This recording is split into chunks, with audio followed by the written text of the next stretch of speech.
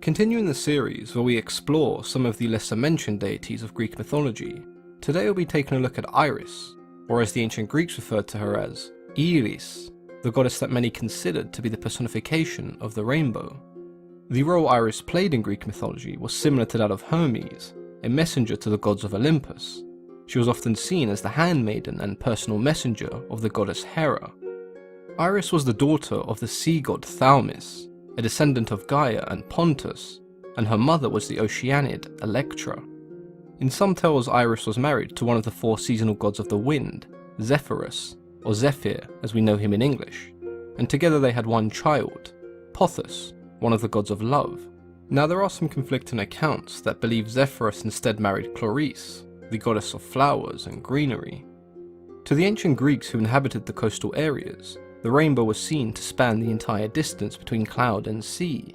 They believed that Iris would carry water from the sea to replenish the clouds, and thus causing rain. This in turn led to Iris also being associated with the sky and the sea, as well as the rainbow.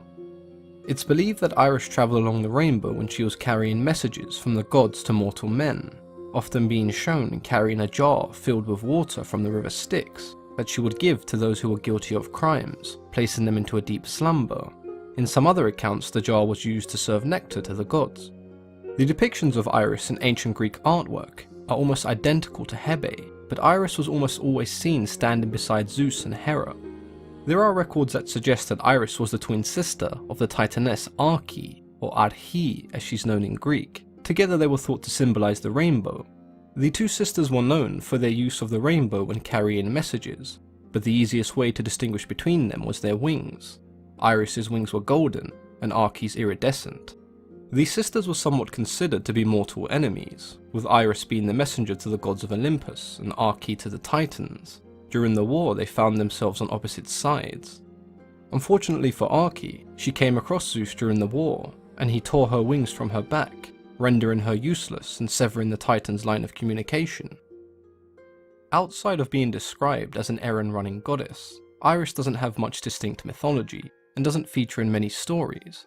She was, however, one of the goddesses that was present during Leto's labour of Artemis and Apollo. It was Iris who convinced the goddess of childbirth, Eileithyia, to assist Leto without the knowledge of Hera.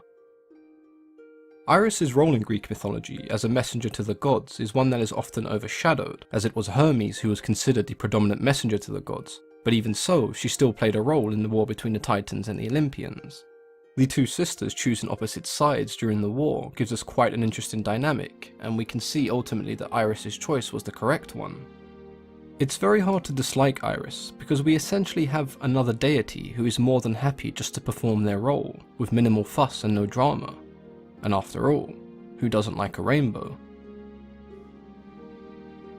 I hope you guys enjoyed today's video, and I'd love to hear your thoughts. Were you familiar with Iris before today?